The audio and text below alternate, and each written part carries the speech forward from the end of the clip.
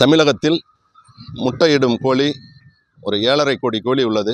அது நாமக்கல் மண்டலத்தில் மட்டுமே 90% 90% முட்டையிடும் கோழிகள் உள்ளன.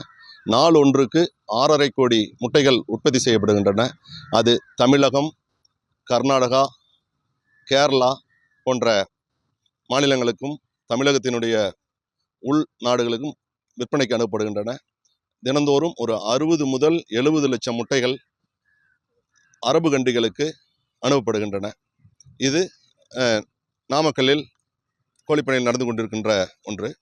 இன்று முட்டை 5 ரூபாய்க்கு தேசிய முட்டை ஒருங்கிணைப்பு குழு நிர்ணயம் செய்துள்ளது. இந்த விலை 5 ரூபாயாக இருந்தாலும் கூட பண்ணைக்கு கட்டுப்படி ஆகாத விலைதான். கடந்த ஒரு 15 நாட்களுக்கு முன் 4 ரூபாய்க்கு கீழ் குறைந்து விட்டதால் பண்ணை பெரிதும் பாதிப்புக்குள்ளானது. இதுவே ஒரு 5 ரூபாய் 20 பைசா முட்டையினுடைய உற்பத்தி செலவே ஆகின்றது. இந்த 5 ரூபாய் என்பதே பண்ணைக்கு கட்டுப்படி ஆகாத விலை.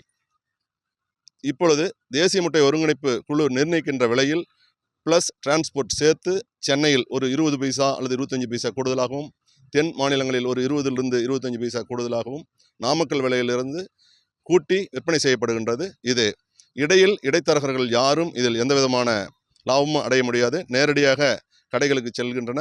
இது வாங்கி பயனடைகின்றவர்களுக்கு சரியான விலையாக இப்பொழுது இருக்கின்றது.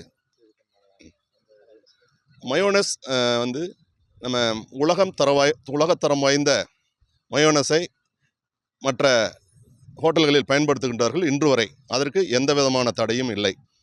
இந்த ரோடோர கடைகளில் பச்சை முட்டையிலிருந்து தயாரிக்கப்படுகின்ற மயோனஸால் மக்களுக்கு பாதிப்பு வரக்கூடாது என்பதற்காக நமது அரசு அதை கட்டுப்பாடு விதித்துள்ளது.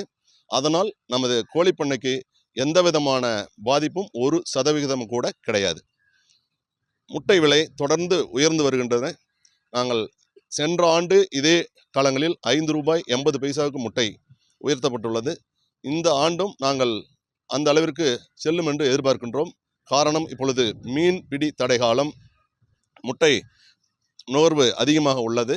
ஆனால் முட்டையினுடைய விலை மேலும் உயர்வதற்கான வாய்ப்புகள் தான் உள்ளது. கோடை காலத்தில் கோழிகள் வெயிலினால் பாதிக்கப்படாமல் இருப்பதற்காக நீர்த்தெளிப்பான் ஃபாகர்ஸ் மூலமாக நாங்கள் தண்ணீர் தெளித்து கோழிகளை வெப்பத்திலிருந்து பாதுகாத்து அதுக்குண்டான நடவடிக்கைகளை ஒவ்வொரு பண்ணையிலும் செய்யப்படுகின்றன. அதனால் கோழிகள் எந்த விதத்திலும் பாதிக்காது. கோழிகள் சிறப்பாக இந்த வெயில் காலத்தில் நாங்கள் பராமரித்து வருகின்றோம். இந்த வெயில் காலத்தில் 10% முதல் 15% வரை முட்டை உற்பத்தி குறைந்துள்ளது.